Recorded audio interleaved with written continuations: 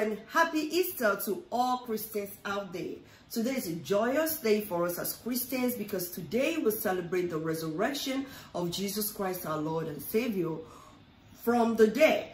So if Jesus remains in the grave, there would have been no celebration for us today. But thank God that he died and he rose again on the third day. And I believe that everything that is dead in your life will resurrect today in Jesus' name. So you all may have something fun that you do every Easter Sunday.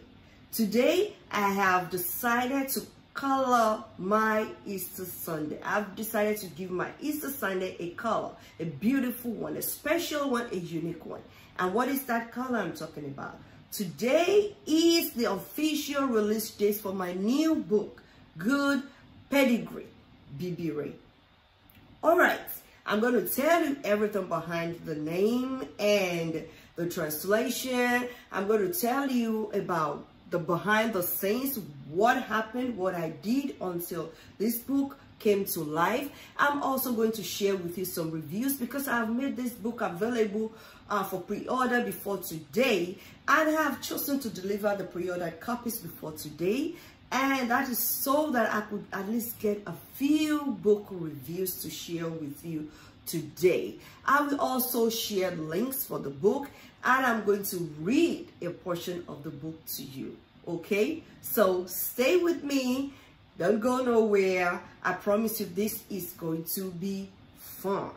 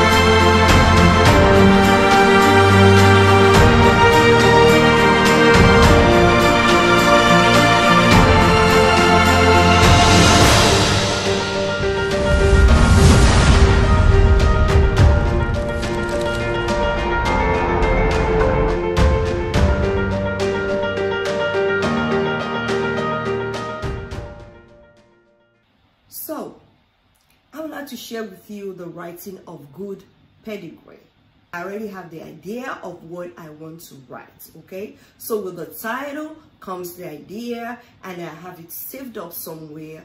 And as I'm meditating over it and thinking about all the issues I would like to be in the book, you know, it is already saved up. So when I start to write, I start to write. I already know what I'm writing about, and I know where it ends, okay?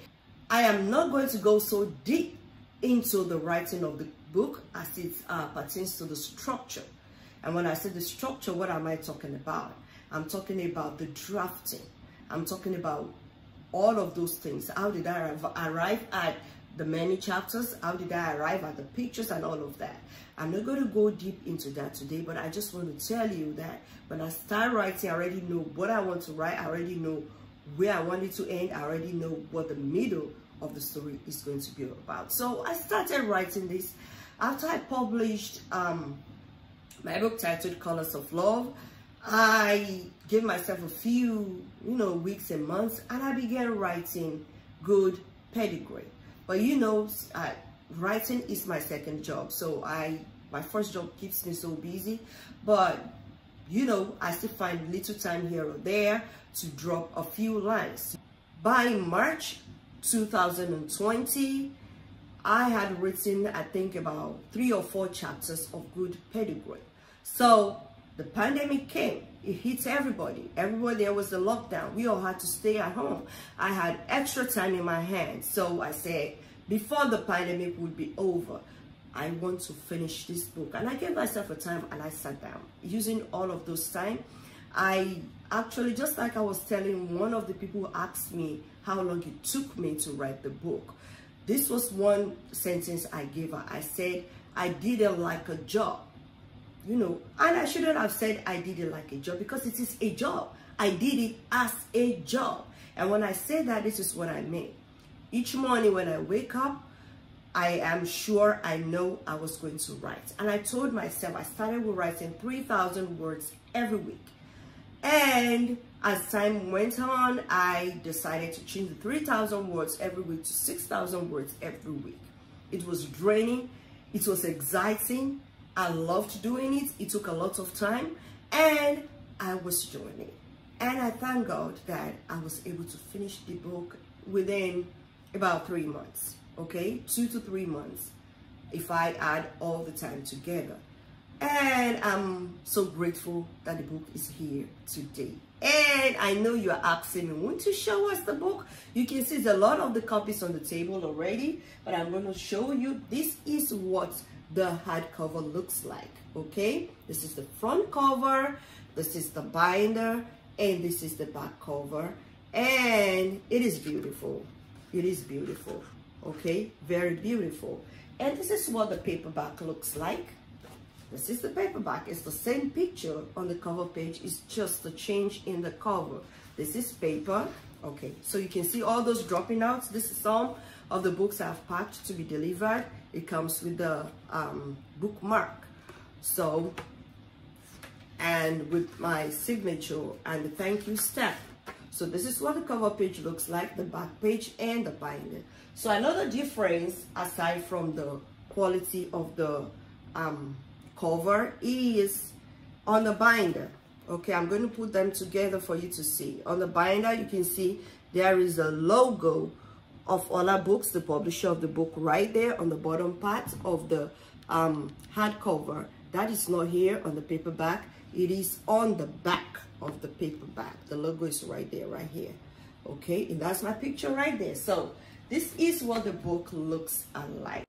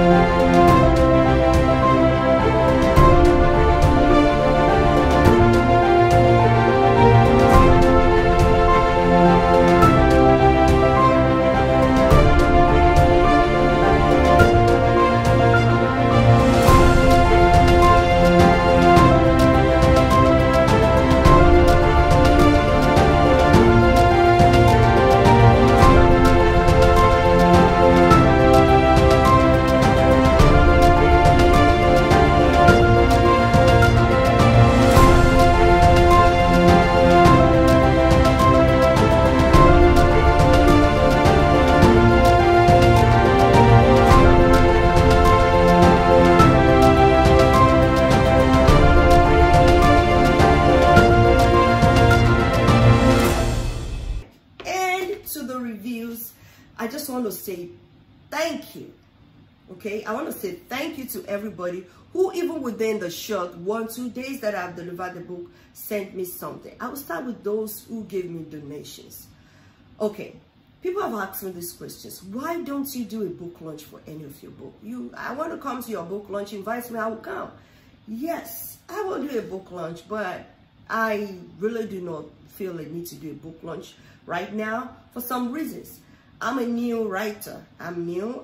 My first book was published in 2018. And my thing about that is this. I don't want people to see me as, okay, she's having a book launch. Oh, she wrote something. She wants me to come and give her some money. No. And I know not everybody would think like that. That's just me. I want people's attention to be on the book, not on the money they're going to give me. I want people to read it. I want them to see the quality in my writing. I want the writing, I want the content of the book to impact their lives, okay? So I want attention on the book, not on the money that you will spend on the book, okay? That is one reason. Another reason is the rate at which I pop out books. I'm using the word pop out because that's what somebody said. Oh, you've just been popping out books. Well, if that's how you see it, that's how it is. Because the inspiration comes, I just need the time to sit and put everything down, okay? So the rate at which I pop out books, the rate at which I publish books, who wants to come to a book launch every year or twice in a year? You know, as the case was last year when I published 3 books within 1 year, okay? So nobody wants to do that. So I want to wait until I reach a particular number of books that I have published. Then I will have a party and I'm going to celebrate all the books in one day. I'm sure you'll be there that day. I'm sure you're waiting for that day because I am really longing for that day. I don't have a date yet, but I know when I reach a particular number, I'm going to have a book party and I'm going to invite everybody to my book party. So thank you once again to everybody that gave me a donation. I have some people who paid over what I listed the book for. And when I saw it, I'm like, oh my God. What? Oh my God. Did you not get it? This is how much I said the book was, and this is how much you give me. Thank you so much. I appreciate you. And I have people who, after they have bought the book and they read some of the pages and they got back to me and they gave me more money. And I went ahead and I asked, but you already paid. Why? And the response I received was, this is my donation. To people like that, I said thank you. For every one of you who pre-ordered a copy, I am so grateful to you. Thank you so much. Okay, so I believe that my writing is doing what I intended it to do, to touch people. And it has touched them to the point where they believe that it is worth more than the amount I have listed the book. I want you to know that you have encouraged me. I want you to know that you have touched something right here. And I want you to know that I will not disappoint you. By the grace of God, I will give myself more time to write. I put more time into writing. And each time I publish a book, I will not disappoint you. I have something coming up for everybody, for everyone who has bought every copy of every book that I have published. I'm going to reach out to you very soon. There is a gift that you will receive. Thank you so much for all of that. Now, to the reading. And as I will read, I will also like to share the book review from my very good friend who edited Bibi Ire. Okay, saying that name Bibi Ire brings something to mind. When I told you that the title of the book comes to me first before I start to write it, the title that came to me that I was inspired to write about came to me in Yoruba, and the title is Bibi Ire. And the direct translation of Bibi Ire is good pedigree.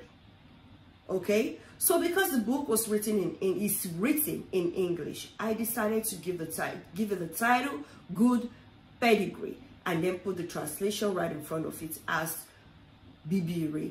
I've also received a question about, is the book written in Yoruba? No, it's not written in Yoruba. Good Pedigree is written in English, okay? But the title came to me as a Yoruba word, which is Bibi Ire, and I translated it directly to English as Good Pedigree, okay? And that is exactly what you will find in the book. And also, the book has some Yoruba words in it. It's sprinkled in it. It's just there to give it, you know, some flavor, because I discussed about the Yoruba culture there in a little bit, okay? So, I have the back of the book. On the back of the book, you will see the translation page, okay? The Yoruba words in there are translated. This is the translations page, okay? All the way to the back here, all right? And when you look at the table of contents, that is actually why I have a table of contents here. If you look through the table of contents, you are going to see down here that it has translation on the bottom. Okay, so when you start to read the book and you find some words that you do not understand, they are Yoruba words, all you have to do is turn to the back page and you will find the translation. In the translation is written alphabetically. So if the word you find in the book begins with O, just go to the translation page, look under O, you'll find the word and you'll find the meaning, and that makes it so easy for you. And if you're familiar with all my other published books, I have the Waiting Room, which I have republished. I republished it because, you know, some people demanded for translations. So it also has translations on the back. A review of Adeola Oyekola's Good Pedigree, Bibi Ire. Good Pedigree by Adeola Oyekola is a story that revolves around Iyejide, a young lady from a poor family background who decided to change her lot and succeed against all odds, including negative societal pressure and peer influence. It is a story of reward for hard work and nemesis for evil. Some of the themes in the novel include love, envy, diligence, piety, distrust, treachery, home training, discipline, redemption. Adeola knows her onions. She skillfully used various narrative techniques such as suspense, apt diction, vivid description of characters, places, and events, all in simple language, to carve a very interesting story. Besides, she displayed impressive knowledge of her culture with words of Yoruba origin that garnish every chapter. This she did without compromising intelligibility by even non-Yoruba readers. Her description of a typical Yoruba village setting on one hand and that of a typical city life on the other shows her versatility and exposure. Adeola is a Christian and she does not hide it. From time to time, there are biblical allusions through scriptural passages, most of which center around the theme of redemption.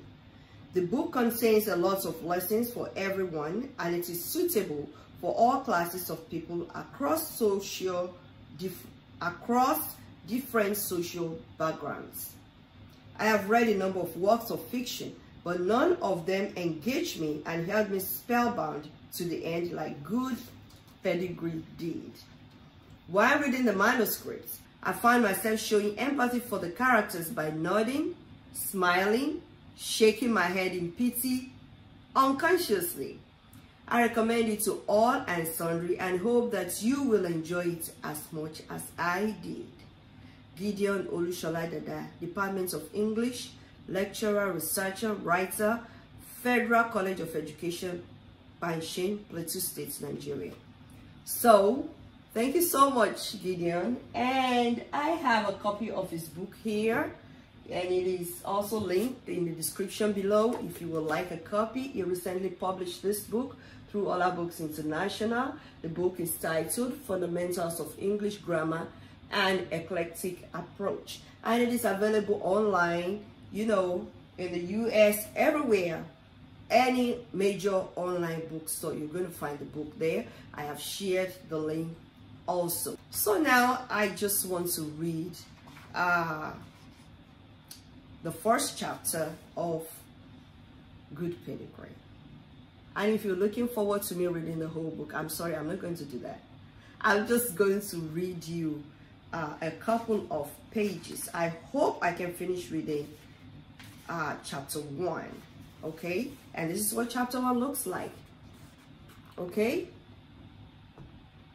his worries.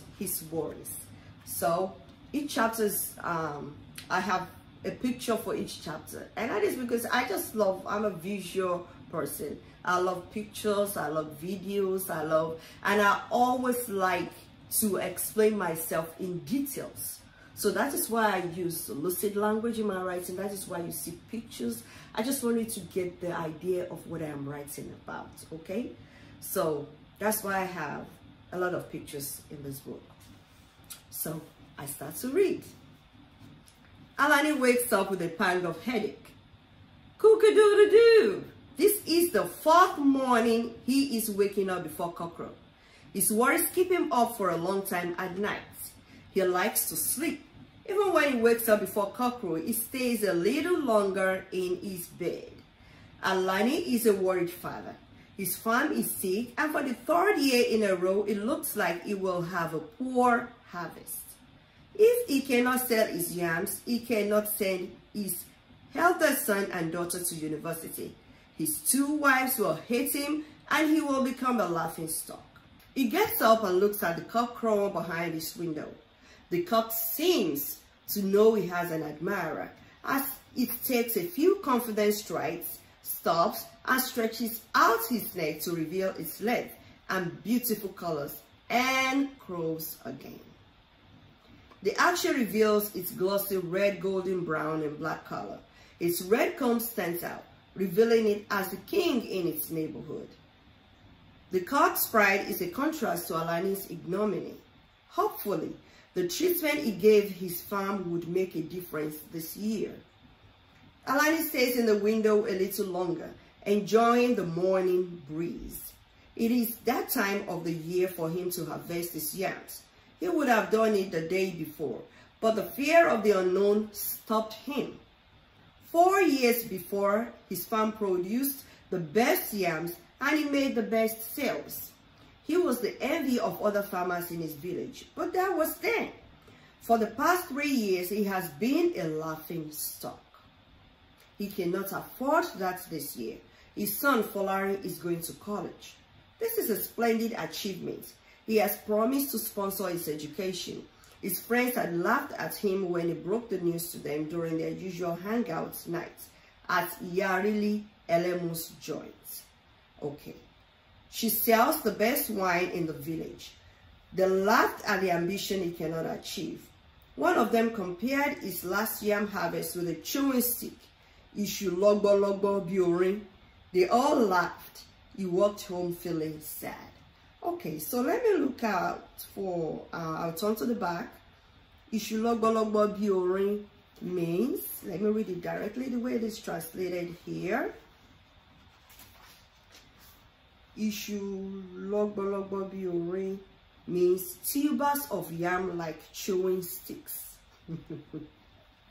Okay, and Yarili Alemu's joints means Yarili Alemu is really smaller. Okay, it is not a peaceful thing feeling like a failure. How could he have fallen from the high-ranking farmers to the low in such a brief time? What happened to the Alani Nina Lowo? Okay, Alani Nina Lowo means Alani that spent money. He has known 3 consecutive years of financial loss because of poor yam produce. His big customers from the city have paid less and less for his yams, and would have been in deep debt if not for his maize and millet farms that have made great sales in the past years. Alani has put so much into his yam business that it is difficult for him to back out. He also has vast acres of land for yams and less for maize and millet. Alani is considering turning his yams plantation into one for maize and millet if the produce turns out sour again this year. His fears amount. His yams were his world. What would a man do if he has nothing to fend for his family? If the yams fail him again this year, it will put him in a bigger debt. He cannot explain this to his family, most especially Folari and Yejide. So, his sleepless nights continue.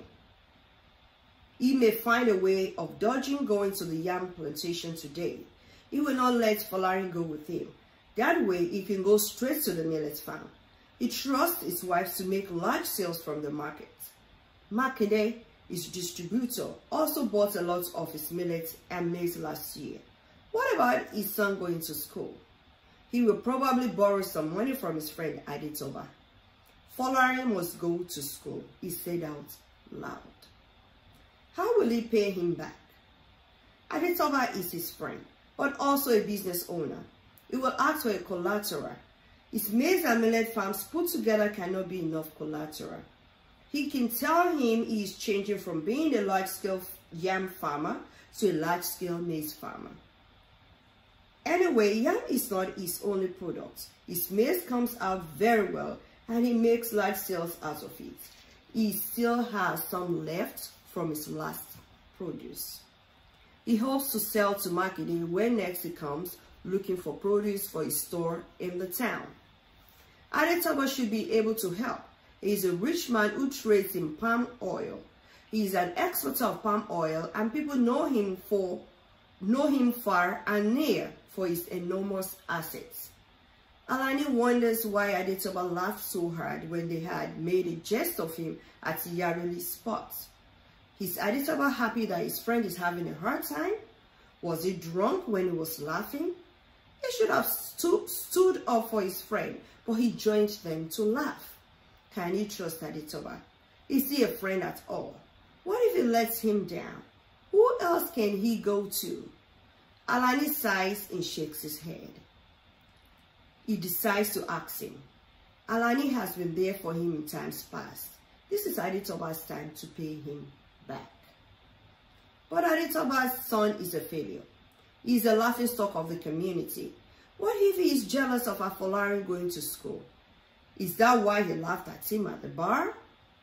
He could see the contempt in his eyes as he laughed hard. What will happen if I cannot raise money for my children's education? Will Afolarin me become a struggling farmer like me? And Iyejide me become a petty trader like her mother? Iyejide me means my Iyejide. Or worse still, will she get pregnant by a non-entity and end up marrying at an early age of 18? He asks himself and ponders the question. He answers out loud with a big no. There must be a way. I must sort this out.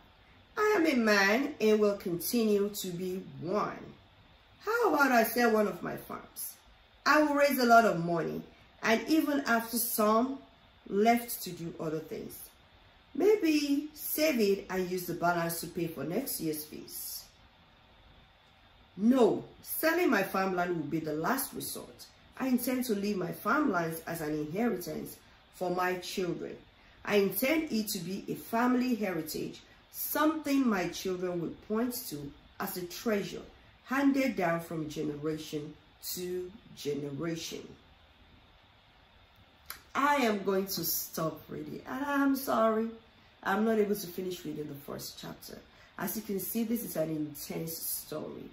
And if you like what you have heard, and you would like to make a purchase, I have left all the links in the description below. And don't you forget that I still have the Google Sheets where you can order directly and you get a discount. And you have only 1 week to do so.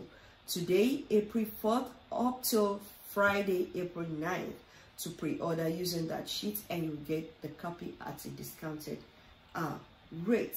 So thank you so much. I want you to keep the reviews coming. Let them keep coming. The reviews make me happy. And you have not heard anything. You have not even heard the background of the story. I want to pick yourself up a copy and read. And let me know what you think. Thank you so much for staying with me on this. And until next time, when I come your way again, bringing you another interesting read on this channel, I say you have a pleasant time. Thank you so much. God bless you.